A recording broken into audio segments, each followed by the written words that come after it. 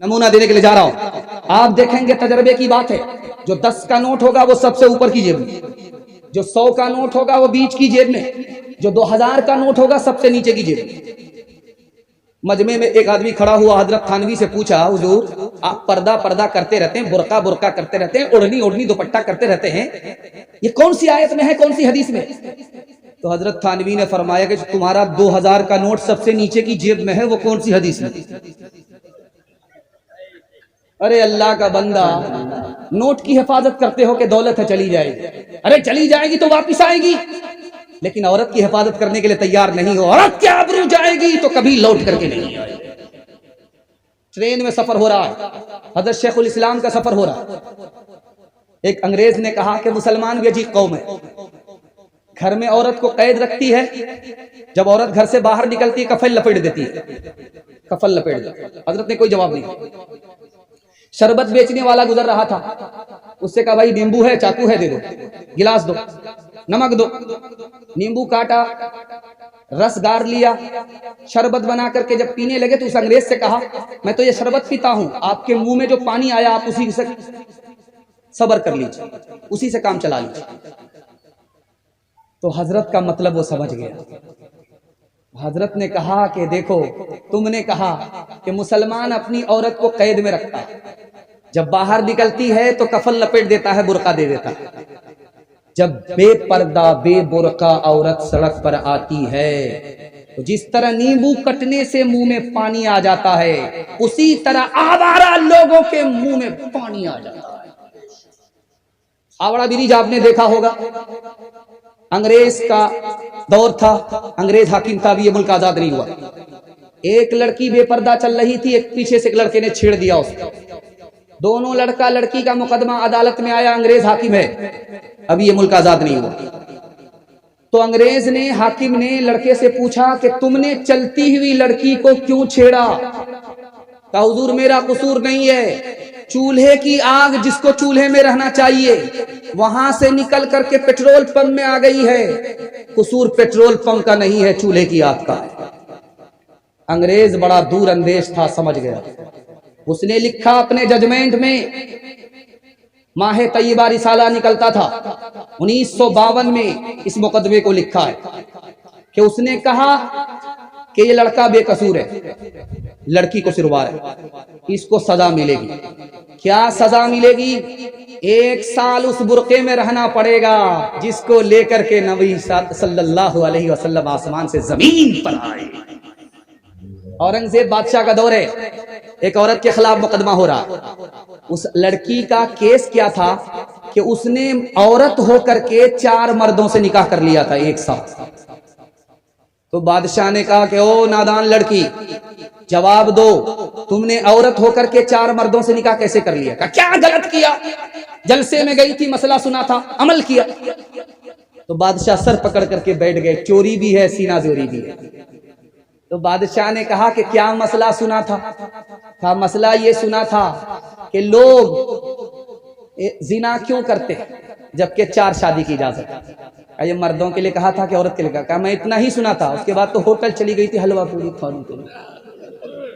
जिस्म पर लिबास की कमी अजीब लगती है, मुझे अमीर बाप की बेटी गरीब लगती है, जिससे आंचल भी नहीं सर का संभाला जाता, उससे क्या खाक तेरे घर की हिफाजत होगी।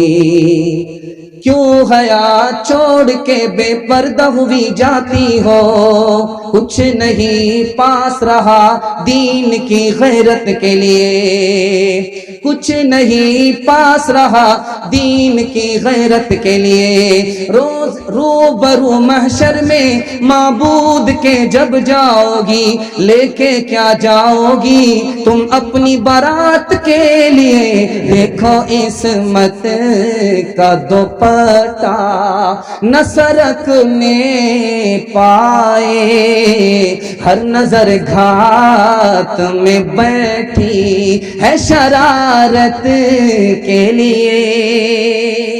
आखिरी पैगाम औरतों के हवाले से इजाजत है, 3 मिनट के लिए सुना रहा हूं, हाथ उठा दीजिए इंशाअल्लाह। बीवी से पूछ करके माँ बाप को खर्चा देंगे, हाथ उठाइए इंशाअल्लाह। खैर ध्यान से सुनिएगा, आपके घर का झगड़ा 1 मिनट में खत्म हो जाएगा। रास्ता मैं बता रहा हूं, जिंदगी भर के लिए खत्म हो जाएगा, 1 मिनट में खत्म हो जाएगा। 3 मिनट का पैगाम है, आखिरी पैगाम सुना रहा हूं, सुनने के लिए आप लोग तैयार हैं? जोश के साथ हाथ उठा दीजिए, बिल्कुल सही जा रहा है। ध्यान से सुनिएगा, मियाँ बीवी का झगड़ा क्या है? शौहर चाहता है जैसा मैं हूं वैसी बन जाए, ये कभी नहीं होगा।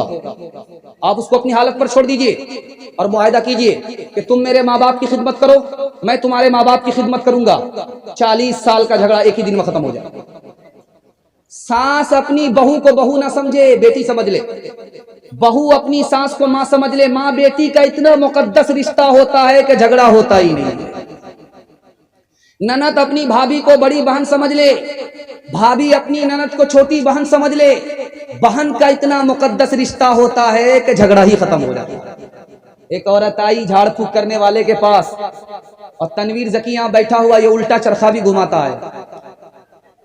ध्यान से सुनिएगा, झाड़ फूक करने वाले के पास औरत आई, कहा मेरा शौहर बात बात पर मुझको मारता है, कुछ तरकीब कर दीजिए। तो कहा एक काम करो, मैं पानी पर दम करता हूं, जब भी झगड़ा शुरू हो 2-4 घोंट मुंह में लेकर के बैठ जाना, कुछ नहीं बोलना, झगड़ा तुम्हारा खत्म हो जाएगा। क्योंकि औरत की जबान चलती है, मर्द का हाथ चलता है। अगर औरत जबान को काबू में कर ले, मर्द हाथ को काबू में कर ले, टूटा फूटा घर जन्नत बन जाता। जब ससुराल में आदमी को मजे का खाना खाना होता है, अपने घर में अच्छा खाना नहीं होता, तो सीधे ससुराल भागता। सास को समझ में आ गया कि जरूर दाल में काला है, बेमौका दामाद क्यों आया, ये मुर्गा ज़बह कराने की प्लानिंग है।